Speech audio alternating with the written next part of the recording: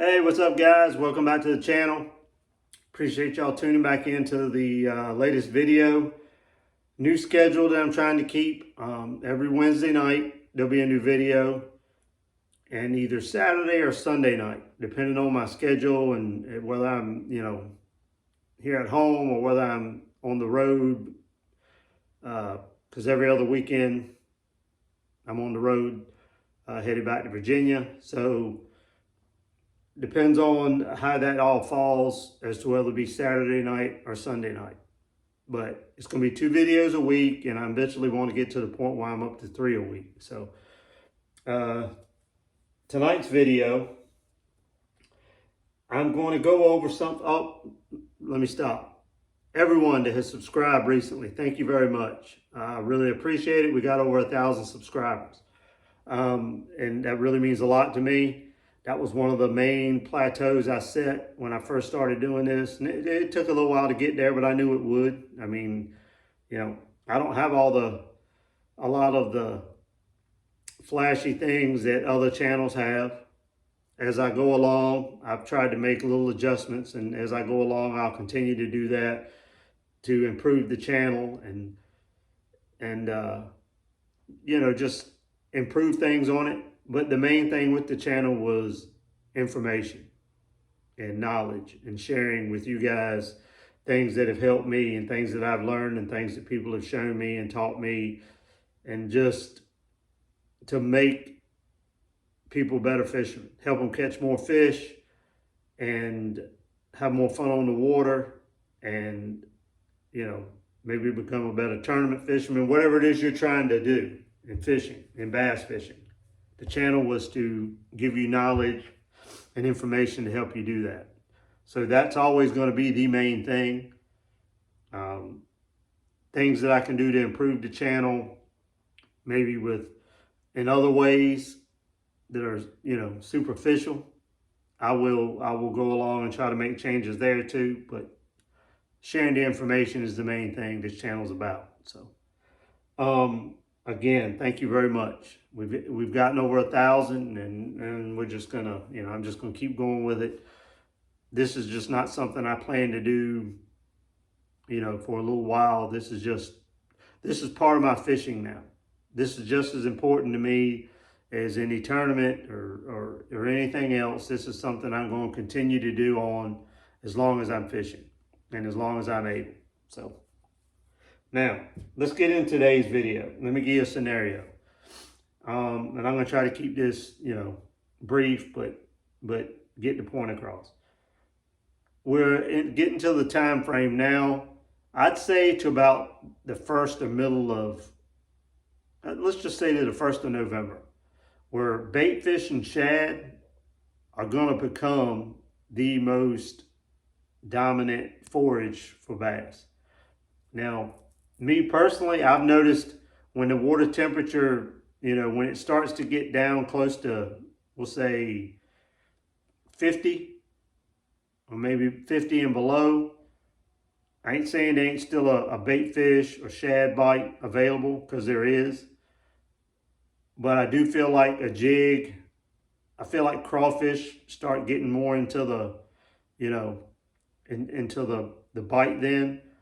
And that doesn't mean you can't catch them on a jig now and all the way through. I'm just saying primarily bait fish for the next 4, 6, 8 weeks is going to be the main forage of the bass, because they're going to be schooling up. They're going to be looking for the shad.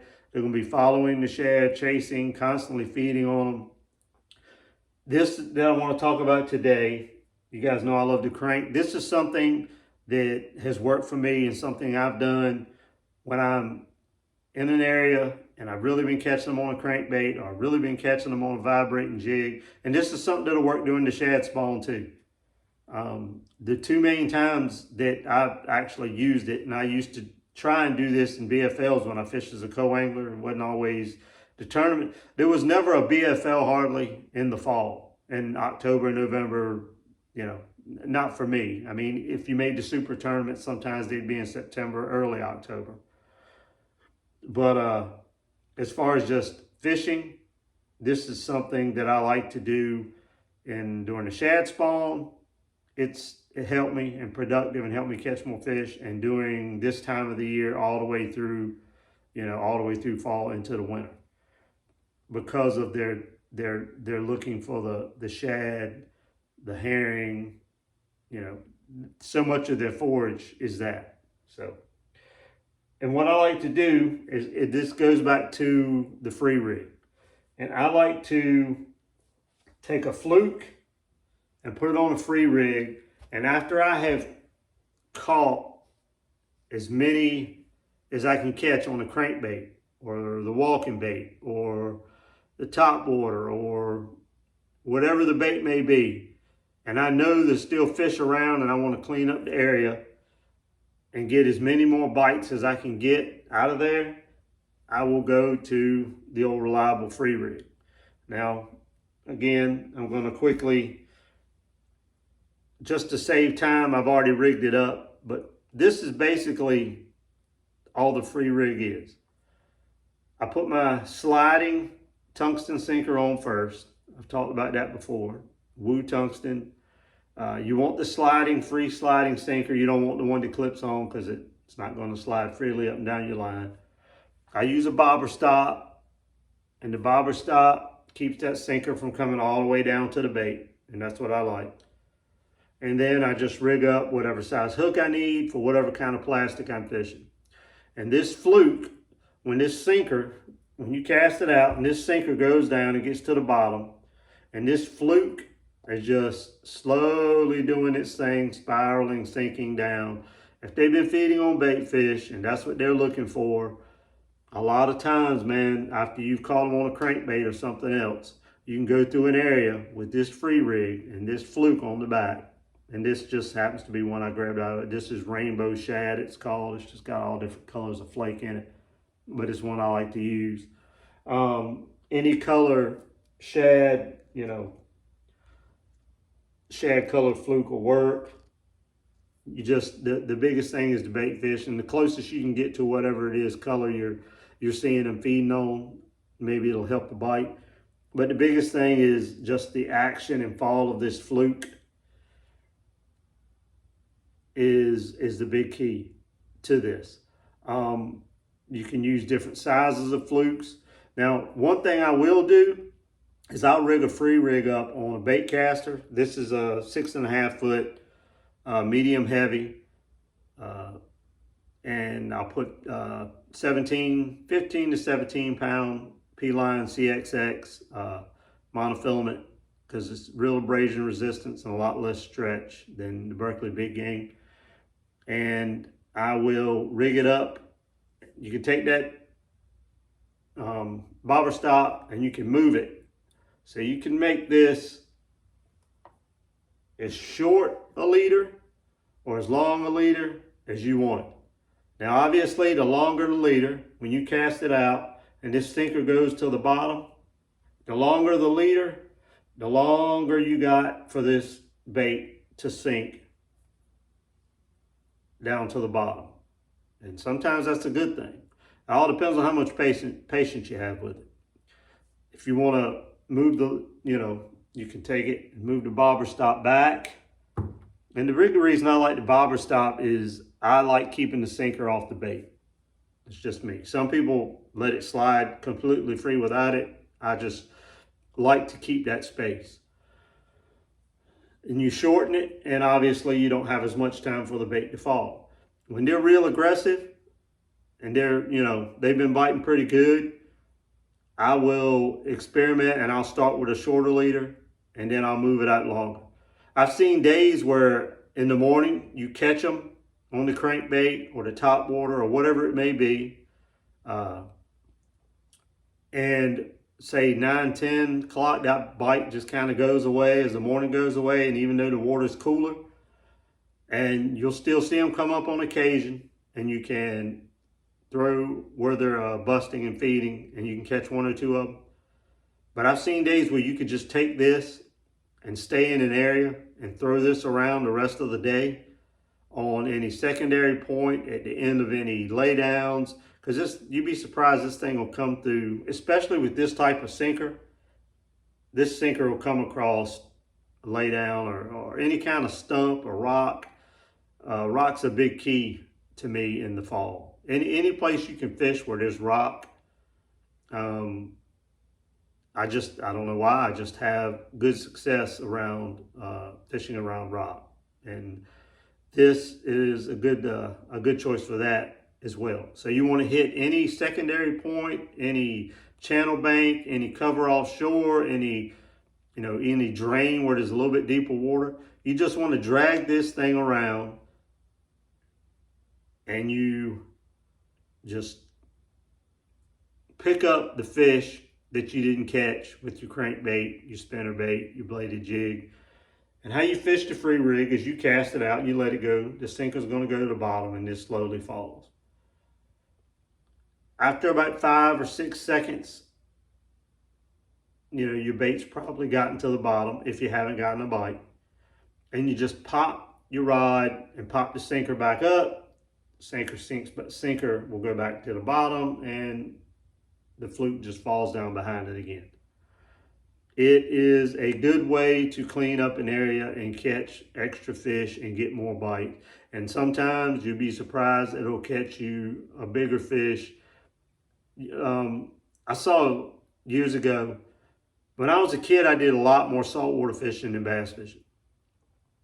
And I used to, when I was growing up during the summers, there was an older guy down the street that had his own business. Long story short, in the summer he'd take me fishing. I would go with him and his son. Sometimes my dad would go. There'd be other, and this guy was a really, really good saltwater fisherman. And he used to always tell me a lot of times he would catch his bigger fish when we were saltwater fishing by throwing something that would go down through the bait and through the school and get underneath them. Because a lot of times, he said, the bigger, lazier fish would sit at the bottom and eat the scraps. He said they'll just sit down there and they'll eat whatever falls through or whatever's been injured during the feeding frenzy and falls through the school and falls out of the bottom. And the big fish just sit down there and swim around and eat all that stuff. And a lot of times, you'd be surprised, even with bass, spotted bass, largemouth. I don't have that much experience with smallmouth, so I don't know. But you get this thing and it goes through. You'd be surprised sometimes you'll catch a bigger fish with this than you will with the crankbait, the bladed jig, whatever else you were throwing, even the topwater. So this is just a way to clean up a spot and get you some more bites. And like I said, I use different colors of the fluke. And, and sometimes I'll use a swimming fluke. I'll put that on and I'll do a little retrieve with it and let it sink. Boot kicking action of the swimming fluke. Sometimes I think this swimming fluke don't get talked about enough. People talk about the regular fluke. This swimming fluke catches a lot of fish. It always has. And you can use it for so many different things. And I will, like I said, I will rig up, sometimes I'll rig up a free rig on a spinning rod, a little bit lighter setup, and I'll just use a smaller, regular 3/0 round bend offset worm hook, and I'll put one of these small swimming flukes on it. And I've had success with that. And I'll tell you what, this is a little sneaky bait. Some guys love to fish, finesse, small tackle, that kind of thing.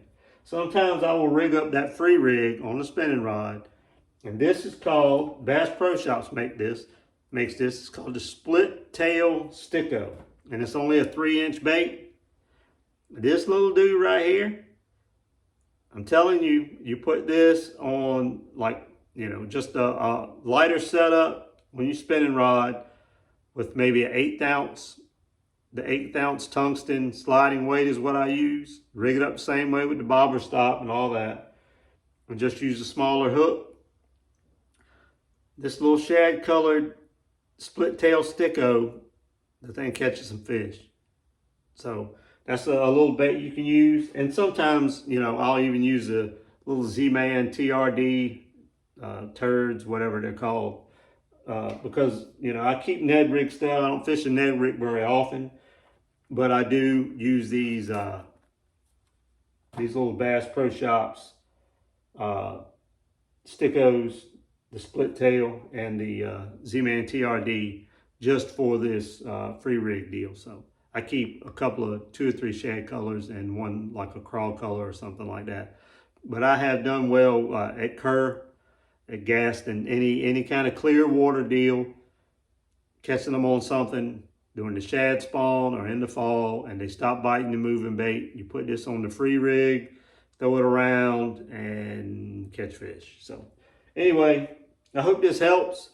If you guys got any questions about the Flukes or the any of the other couple of baits I showed you, or about the free rig in general, it's a good technique to use in the fall to go back, and when the feeding stops, the frenzy stops, and they've gone down, and they just kind of, you know how they'll show up, then they go away for a while, and then out of nowhere they come back and then they go down again. This is a way to catch them in between the times that they're feeding hard.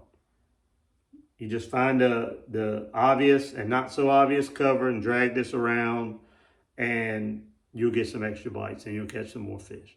Appreciate you guys watching. I'll be back again this weekend with another video. Again, thanks to everyone who has subscribed to the channel. I really, really appreciate it. Thanks for all the comments and questions. Keep that stuff coming. Anytime I can answer them, you know, and it's something that's helpful to you guys, that's the goal. And I always try to reply within an hour or two, depending on, you know, of when I get the questions. Sometimes you guys will, I think some of y'all must work nights, because I don't get questions and stuff till after I go to bed, because I go to bed kind of early because my day starts at 3:15 every day. So I'll usually answer them in the morning when I get up. So thanks for all the questions, comments. Thanks for subscribing, and I will see you guys on the next video. Thanks for watching.